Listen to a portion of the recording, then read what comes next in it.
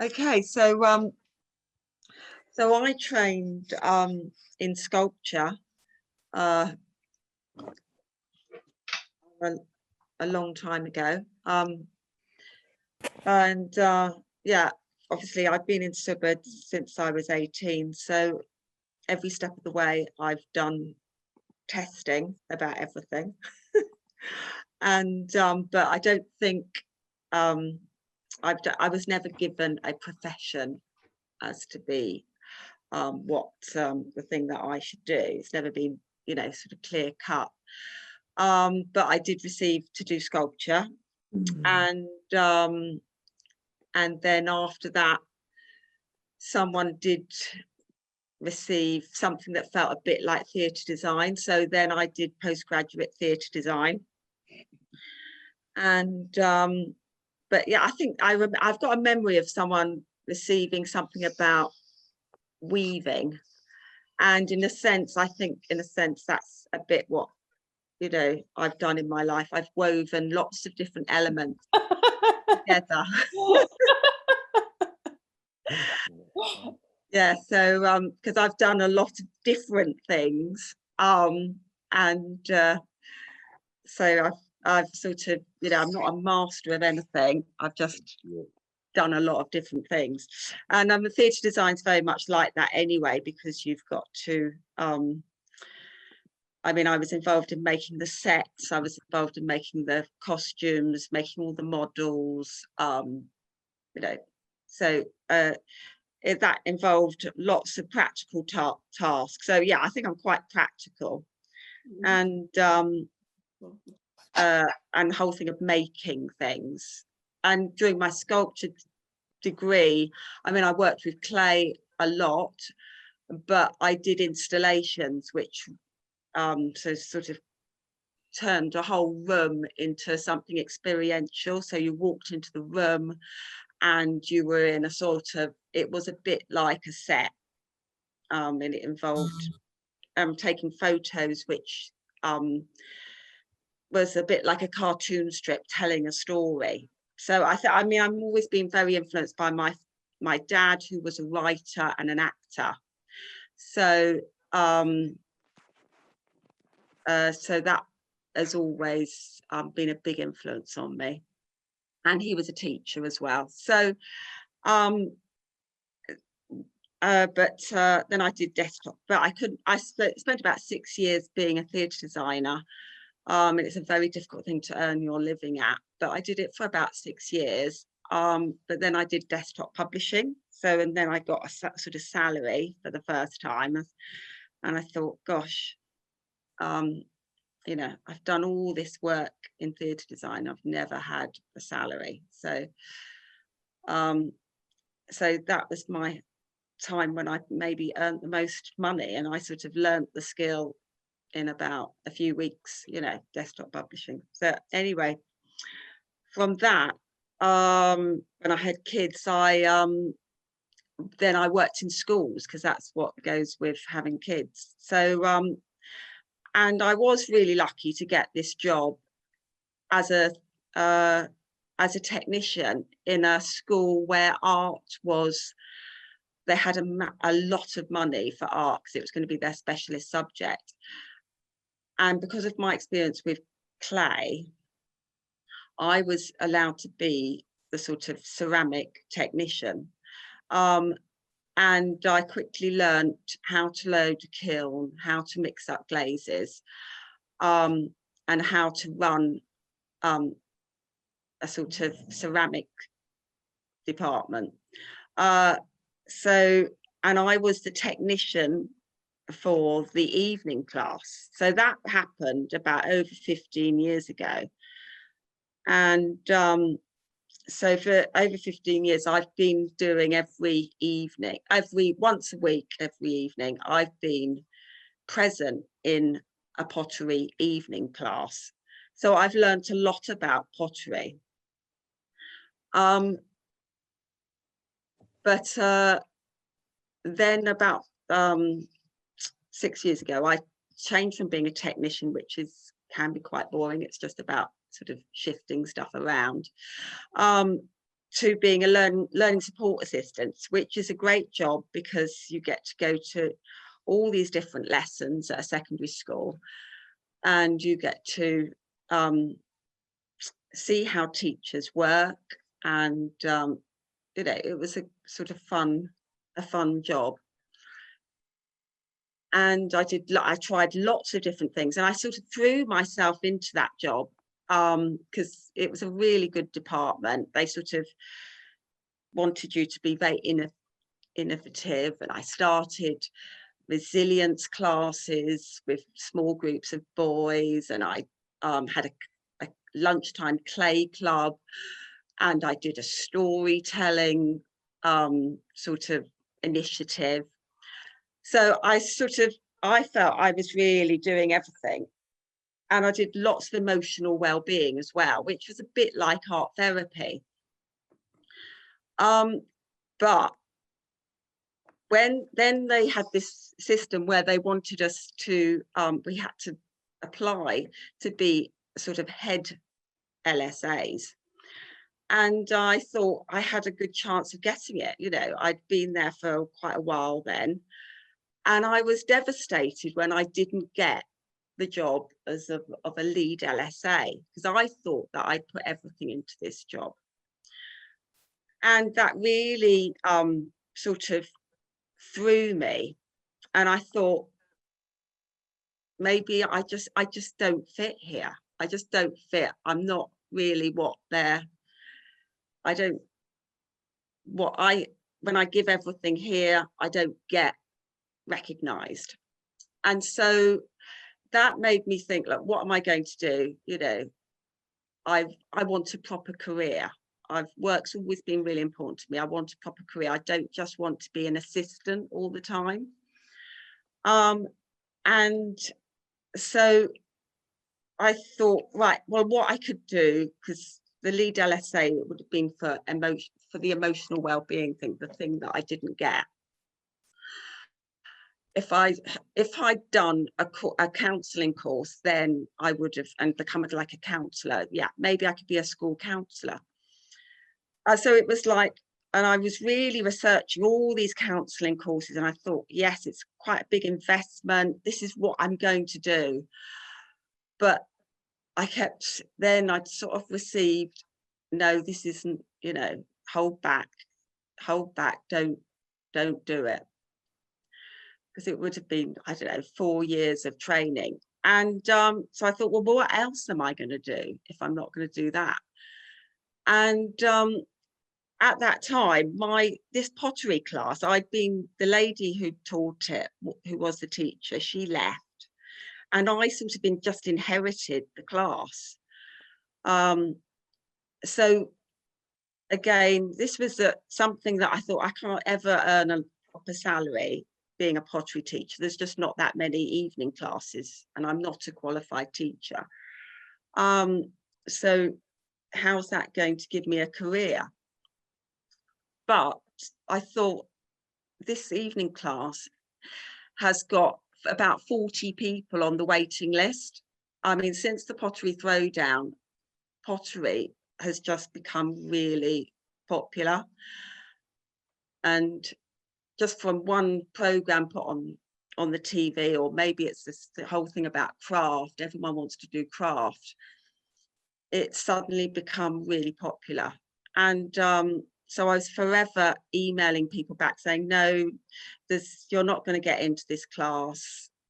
You're never going to get into this class. No one leaves this class. We've got 15 people, and one person leaves in 3 years. Everyone loves it.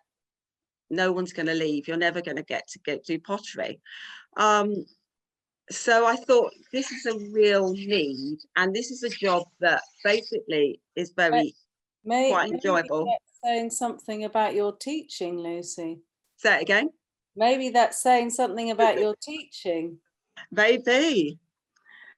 So maybe make more classes. Well, exactly. That's what I came to. So I thought, well, what I'm going to do is start another pottery class. And I could have a shed at the bottom of my garden. I researched sheds, and I thought, God, that's really expensive.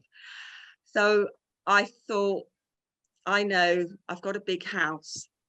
I'll change my dining room into a classroom and invite people. They was their sign up for a Watford Grammar School for Girls evening class, and then I'll say to them, okay, you can come though to my own pottery class if you want to.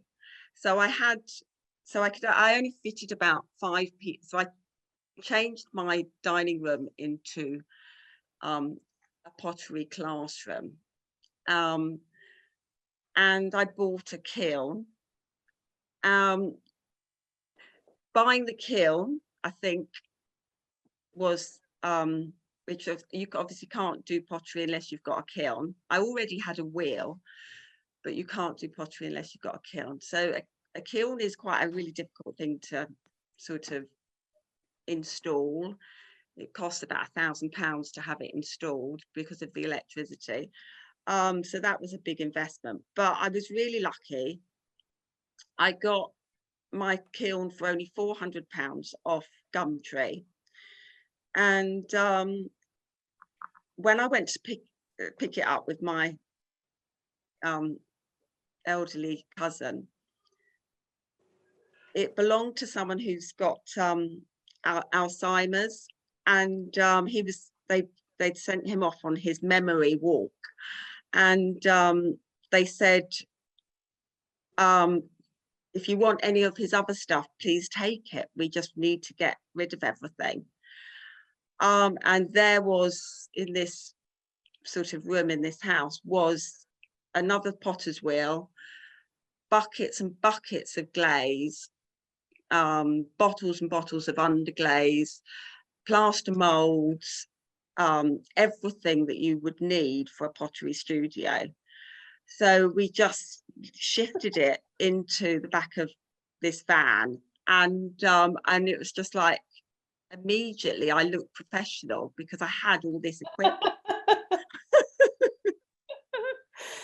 That's brilliant. So that was, and I did receive that this was a gift. It definitely was a gift. It was worth lots of money, and it was fantastic having all of that to start off with. I had to build extra sheds to put it all into, but yeah. And so I set myself up as I had just had a Facebook page then. I didn't have a website. And I had 5 people in my dining room. I had a head teacher, I had an Ofsted inspector in my first group. I had, all these really quite important people.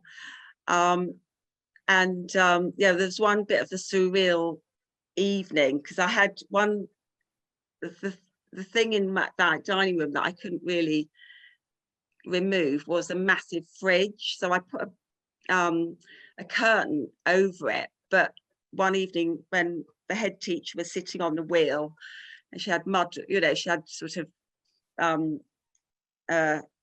clay, red clay all over her, and then my lodger walked through the door and went and got a pint of milk out of the fridge, and I just thought, oh no, you've just destroyed my illusion. It really didn't, I was very annoyed at this point. But anyway, I managed to keep it going and everyone loved it. I sort of said, oh, look, there's a place at Watford Girls. And they said, no, Lucy, we want to stay with you. So they loved my class. I managed to start an evening class, 2-day classes. And all of this I was doing while still, I was cutting down my hours as a learning support assistant, but I kept doing that as well. And then I got my cabin. So my cabin made me feel a lot more professional. So it's 21 square foot is my cabin. And it's 21 square meters, so 5.5 meters by 4.5 meters. So I'll just show you. I'll see if I can. What I'll do is just have a look at my the pottery. So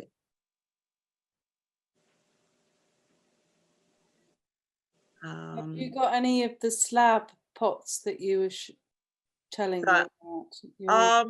I'm not sure. Oh, all right, I'll just click on this is the pottery. Can people see that?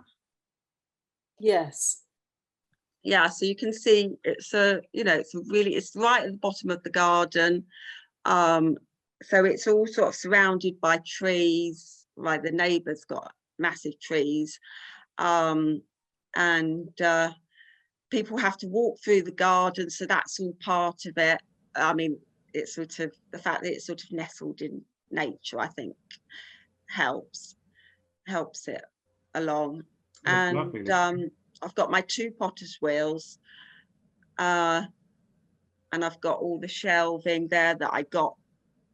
Quite a lot of shelving I found someone had put outside their house, so that was nice and cheap. And I love what you said about the sink. Yeah, I've got a brilliant sink which was only 40 quid. So my plumbing system is a hose, and it's sort of drilled through the side of the cabin, attached to this sort of camping sink, and it works brilliantly. So it's like I've got a running tap even in there.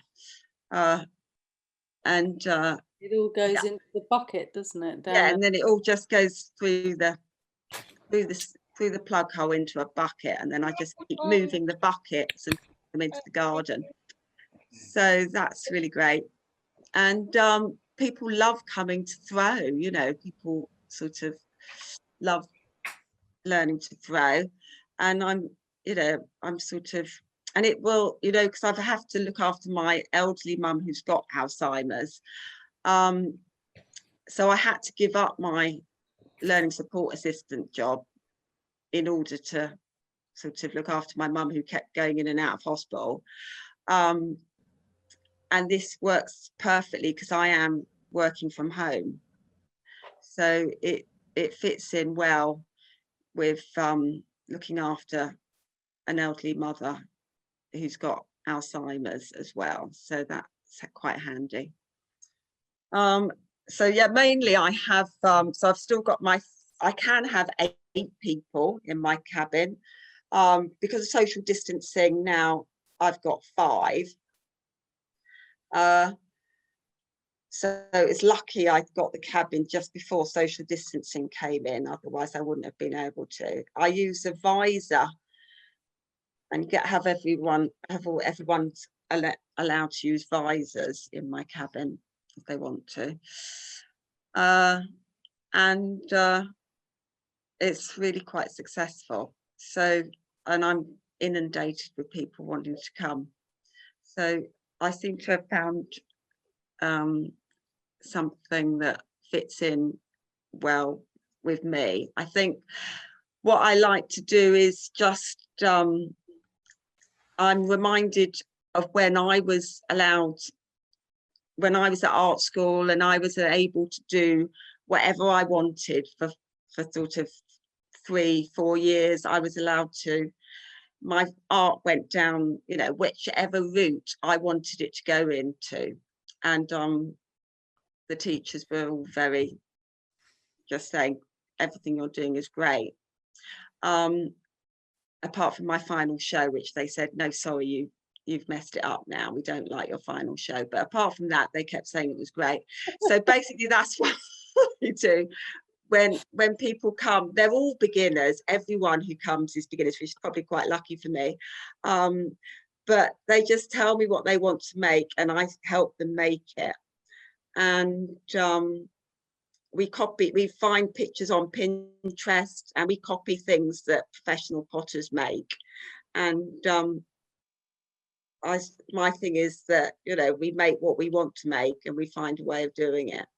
So because it's a small class, you can do that.